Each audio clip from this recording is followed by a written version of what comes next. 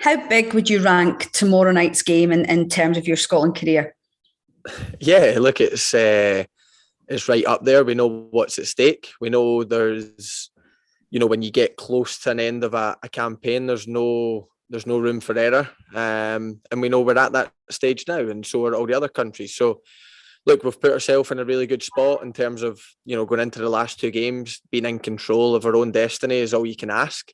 And look, tomorrow night's massive. And if we get the 3 points, we know what happens, but we know how hard it's going to be. We know how hard they made it at Hampden, and we know we're in for a tough night. So we need to be at our best. We've trained really well this week, been really good. So it's important we take that into the game. And I'm sure if we do that, then we've got enough to get the 3 points. Would you say there's perhaps now more pressure on Scotland to qualify after qualifying for the Euros in the summer? I wouldn't say there's more pressure. I would just say that the boys got a feeling for getting to major tournaments, and we really enjoyed it, and we want to get back there. And I'm sure the fans are the same. I'm sure everyone connected to Scotland's the same. So, but when you play with your country, there's always pressure on you. You're representing your country, you're representing everyone that's back home, and that brings its own pressure. So I think we've been really good at dealing with the pressure. I think we've been, it's usually brought out the best in us, and I hope that happens again on Friday night. Next question. Andy, is this a squad that's comfortable with that pressure now? You've had a few pressure games in the lead up to this, and they seem to have risen to meet that every time. Yeah, look, we've had big games. We've had big challenges. We've had setbacks in games that we've came back from relatively well from, but it's important we don't take that for granted. It's important that every game is different. Every game brings its different challenges, different pressures and everything. So look, Friday, tomorrow night brings its own, and I believe the players are well equipped to deal with it. But it's important that we show that. 3 points are the most important thing tomorrow night, and if we do that, then we know that's a secured second place, and that was, that's been our aim since Denmark have clinched first place, and so we know what's at stake. Everyone at home knows what's at stake, and it's important that we put out a performance that's good enough to get the 3 points, and if we do that, then that's been job done, and everyone can look forward to massive games in March. Grant Hanley and Lyndon Dykes have been, real big players over a good period now for Scotland. Will tomorrow night, without them, be a test of the strength and depth that this squad has? Yeah, look, obviously a big blow with Granty getting injured. Never nice to see somebody missing it through injury.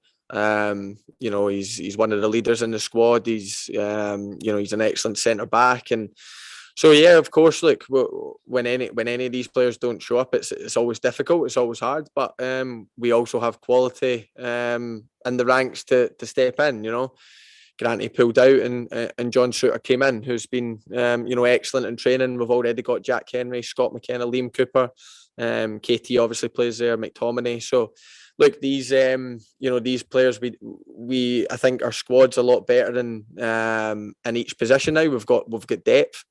Dykes, he's always been, he's obviously been the one that's been scoring the goals the last couple of games, and he's just picked up too many bookings, and Ryan Christie too. Ryan scored some unbelievable goals for us, and really important goals. So look, there'll be a miss, but it also gives other people a chance. And like I said, this squad's full of quality, and when one person's missing, then it gives another person a chance to step up. Andy, every player that we've spoken to says there's something special about this group. What is it about this squad that just clicks? Yeah, look, it's we've got a great bunch of lads. We all get on. Look, it's so important that you respect that there's going to be all different characters in the squad, and it's important to find a way to make everyone gel. And I think we've managed to do that.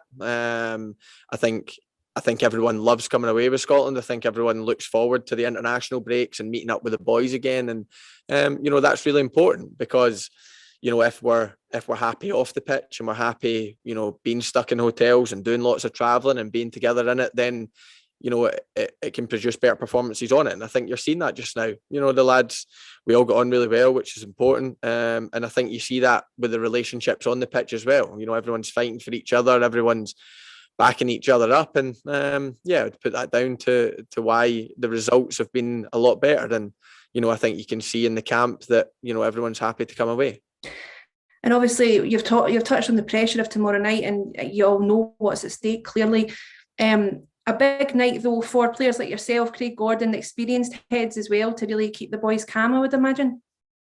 Yeah, look, luckily, since the gaffers came in, he's been really, consistency's been key in terms of his squad. There's not been too many changes, so it means that a lot of boys have got a lot more caps. And when you look at it, me and Craig are obviously the two highest, and then you've got McGinn and McGregor and even like Tierney and people like that have been around the squad for a long time, that we'll need to use all the experience we've got. We'll need to use all the past experiences and everything like that.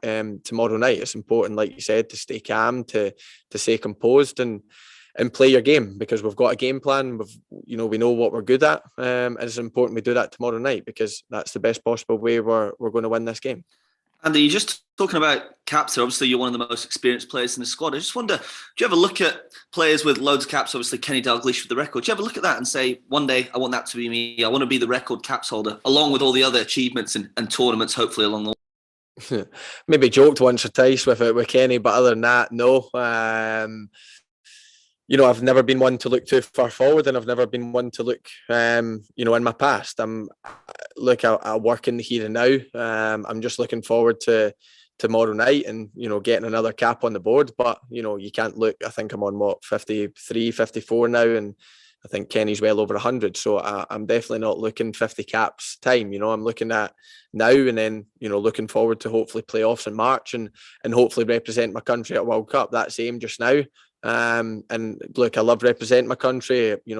If nothing stops me, then I'll show up to every single camp, and whatever cap number I get, then great. But to be honest with you, when I was a young boy, one would have been enough, and I'm lucky to be over 50 now, and I just want to keep going. I want to keep showing up, I love being captain of these boys and playing for my country, and as long as injury prevents it, then I'll always be here.